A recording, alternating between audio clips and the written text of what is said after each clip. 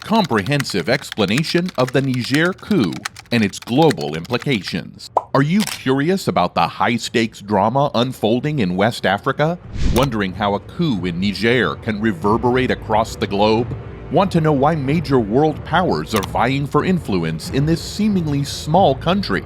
And why a general who squashed an attempted coup on Niger's ousted president days before his inauguration turned on the same president years later with his own coup? Was it a justified power grab? Did it occur upon finding out he was about to be fired? Join us as we delve into the intricate web of geopolitical interests and extremist threats in the Sahel. And stay tuned until the end to discover why this coup holds far-reaching implications beyond its borders. But before going into the details, don't forget to subscribe, hit the bell icon, and hear about today's video sponsor, Shard Watches. Shard provides some of the most affordable and highest quality self-winding and quartz timepieces available in the market. Each watch is individually hand-assembled by skilled artisans who are on top of their game, giving big names a run for their money. When you wear one of these works of art, you are not just sporting a gorgeous timepiece, you're also helping cover 1 month of a girl's tuition in rural Africa. So, click on the link in the description now and get yourself one. The recent coup in Niger, a landlocked country in West Africa, has triggered widespread concern and scrutiny, both within the region and globally. According to Reuters, for ousted President Bazoum, July 26 started as a typical day. He had breakfast at his residence, which is inside the compound of the Presidential Guard in central Niamey, according to one of the numerous current and former Western officials who spoke to the president by phone afterwards. Bazoum was about to head to his nearby office when he noticed something was off. Coup leader General Chiani's soldiers had surrounded his house. Shortly after detaining Bazoum, Chiani instructed Modi, a general who had been stripped of his role as chief of staff of the Niger Armed Forces by the president in April, to liaise with other branches of the security services and secure their support. Taking place in a nation with a history of political instability and military coups since its independence in 1960, this latest event raises questions about the fragility of democratic progress in the country and its implications for the broader Sahel region. Niger, with a population of over 25 million, is strategically located in the heart of the Sahel, a vast belt stretching from the Atlantic Ocean to the Indian Ocean. This region is known for its challenging climate, widespread poverty, and limited governance, making it susceptible to the influence of extremist groups like Al-Qaeda and the Islamic State. The coup, which resulted in the ousting of President Mohamed Bazoum by his own security chief, underscores the difficulties of maintaining stable governance in the Sahel region. It also draws attention to the geopolitical implications of the country's status as the world's 7th largest producer of uranium, a vital resource in today's energy landscape.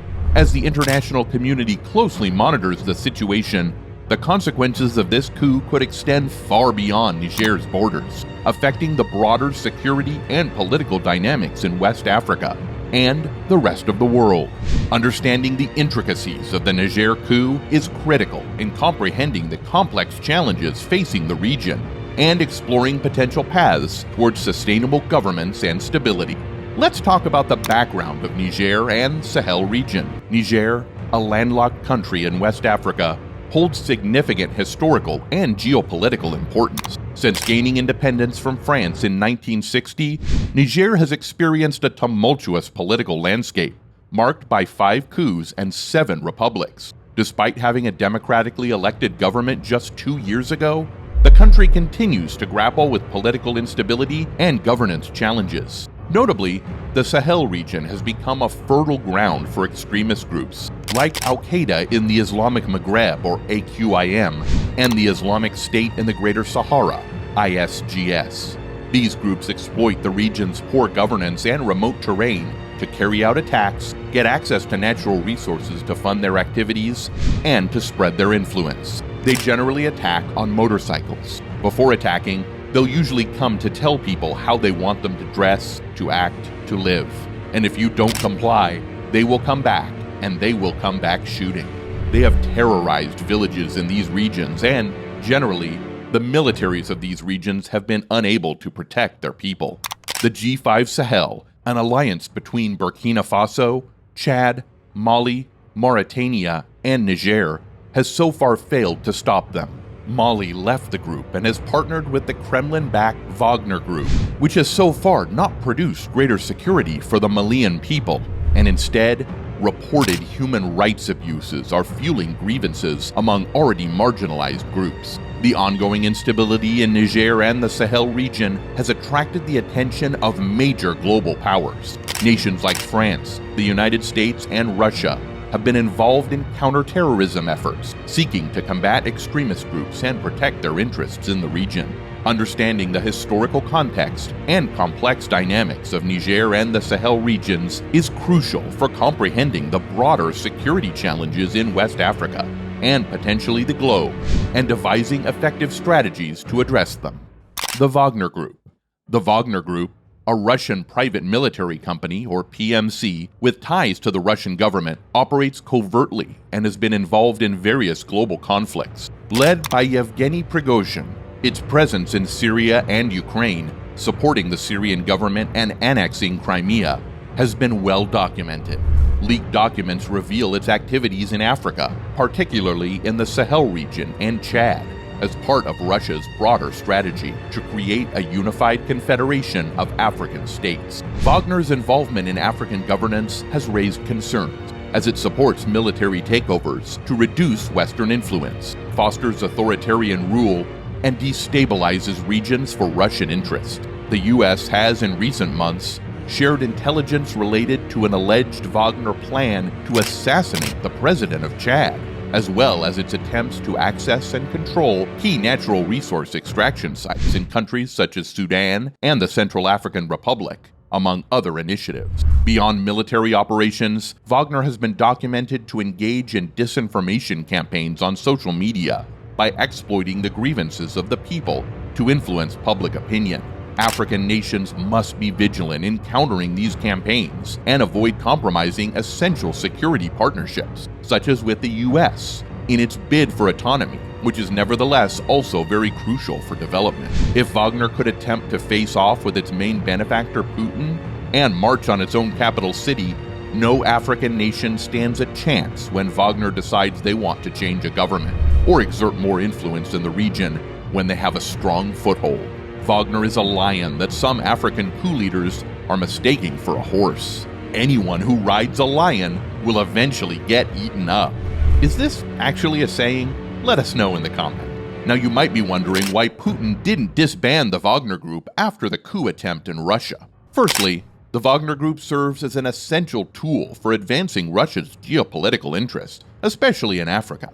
The U.S. concerns and assessments about Wagner, including its operations in Africa, were also reflected in the highly classified intelligence allegedly leaked by 21-year-old Massachusetts Air National Guard member Jack Teixeira, which indicate that Wagner's operations in the Sahel region, including Chad, are part of a broader strategy to create a, quote, unified confederation of African states, unquote.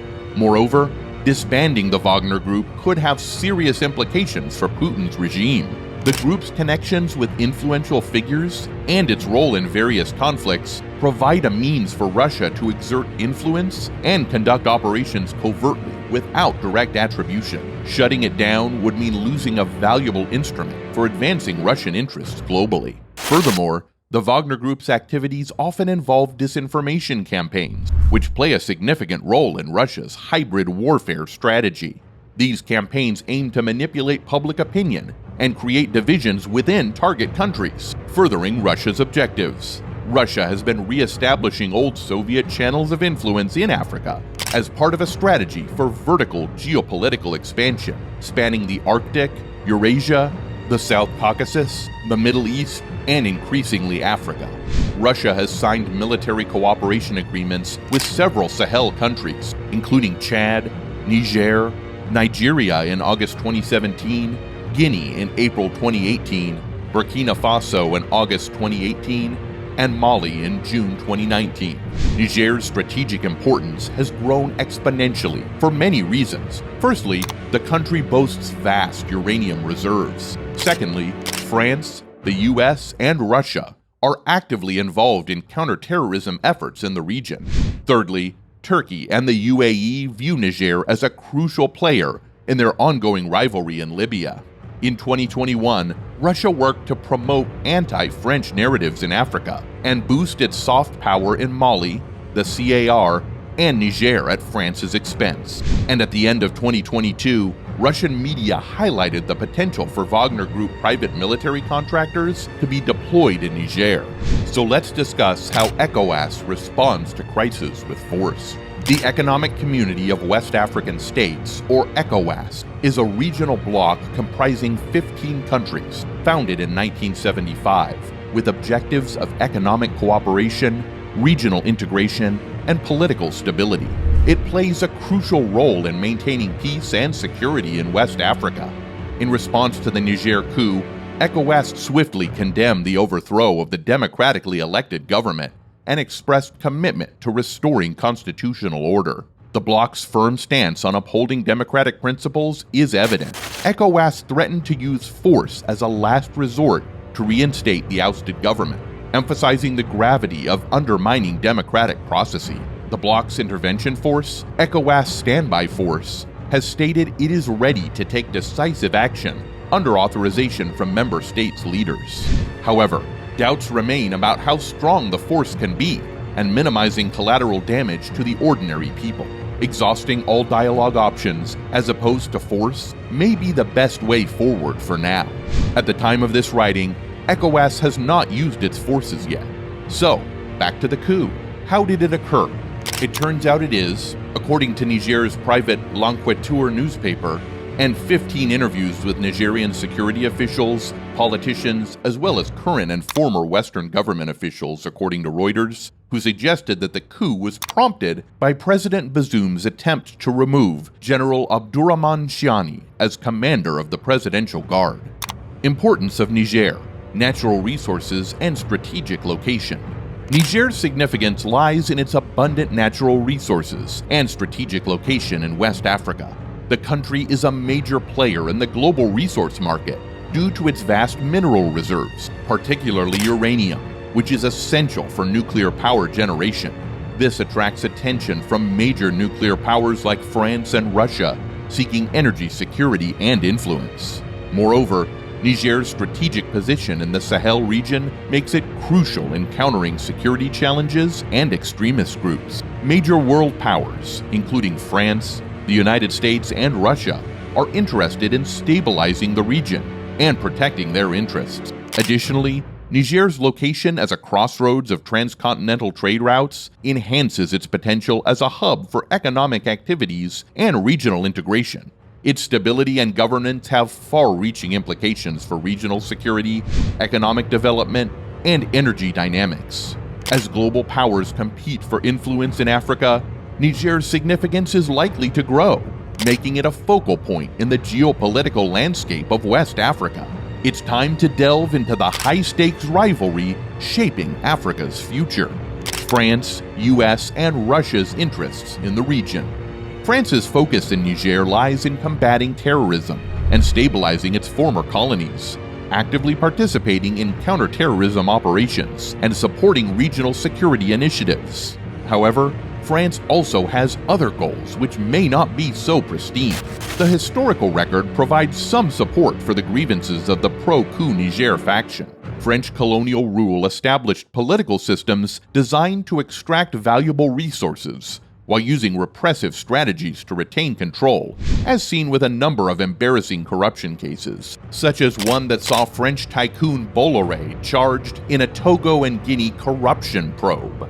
Africa's security partners, like the United States, have played a significant role in countering extremist ideologies and ensuring regional stability, providing military and financial assistance to strengthen security forces.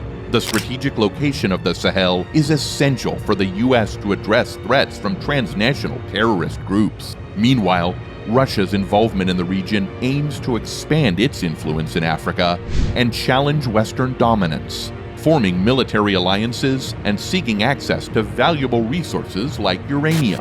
As these major powers compete and collaborate in the Sahel, Their actions carry substantial implications for regional stability and development. The interplay of interests adds complexity to the region, shaping the geopolitical dynamics of West Africa. Enjoying the video so far? Don't forget to subscribe and hit the bell icon. Impact of power rivalries in Africa. The impact of power rivalries in Africa has been profound and far-reaching. As major global players compete for influence and resources on the continent, it has often led to complex political and security challenges. These rivalries have fueled conflicts and instability in various regions, diverting attention and resources away from development and the well-being of African nations. France, the US, and Russia, among others, have all sought to advance their interests in Africa, leading to a delicate geopolitical dance that can either complement or contradict each other's efforts. While some engagements have been driven by economic opportunities and partnerships, others have been motivated by strategic military objectives. In this landscape, African nations must navigate carefully, balancing the benefits of international engagement with the need to safeguard their sovereignty and autonomy. Regional organizations like Ecowas play a pivotal role in mediating these rivalries and fostering cooperation to address security threats, extremism, and economic challenges. Ultimately, the impact of power rivalries in Africa underscores the need for sustainable, equitable, and inclusive approaches that prioritize the continent's long-term stability and development. Addressing extremist threats in the Sahel region of Africa remains a critical priority for both the affected nations and the international community. Regional organizations like ECOWAS and the G5 Sahel have been instrumental in coordinating joint efforts to combat terrorism and enhance security cooperation among member states. International partners, including France, the US, and others, have provided military support and training to bolster the capability of Sahelian forces. However, long-term success in combating extremism also hinges on addressing root causes, such as poverty, governance issues, and marginalization. By investing in development, promoting good governance, and engaging communities, the Sahel can work towards building resilience against extremist ideologies and fostering lasting peace and stability. In short, the power rivalries in Africa highlight the significance of regional stability and development. The Sahel region's strategic location, abundant resources, and extremist threats attract major global players. Collaboration among global powers, regional organizations, and local governments, without restricting to just one of them, while maintaining autonomy, is vital to align initiatives with the region's priorities and to not be beholden to any one power. Fortifying of defense structures for future defense against extremist threats is prudent. Further, Africa should come together as one to prevent its territory from being the new playground for geopolitical games and risking decades of proxy wars between Russia and the West. Prioritizing regional stability is a pragmatic strategy for long-term peace and prosperity in the Sahel. By addressing underlying challenges and fostering cooperation, the international community can secure a better future for the people of the Sahel and Africa. That's all for this video. We hope you have enjoyed this video a lot. What are your perspectives on the power rivalries in Africa and their impact on the continent's security landscape? How do you see the role of regional organizations like Ecowas in addressing crises like the one in Niger? Let us know in the comment section. Make sure to like and subscribe to our channel and hit that bell icon for more interesting videos like this. Thank you for watching.